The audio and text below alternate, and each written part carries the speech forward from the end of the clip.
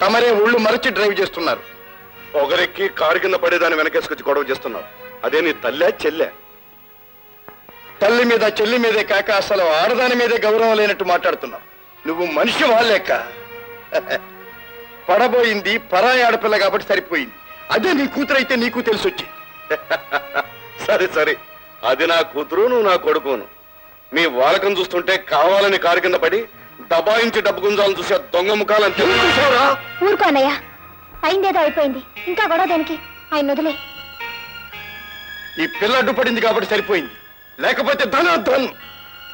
ఇక ముందే ఆయన కారు నడిపేటప్పుడు కాస్త ఒళ్ళు దగ్గర పెట్టుకుని నడుపు.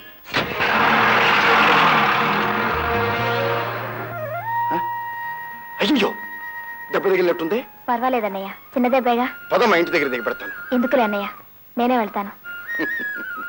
అదేమిటమ్మా, అన్నందుకైనా దిగబెట్టాలిగా.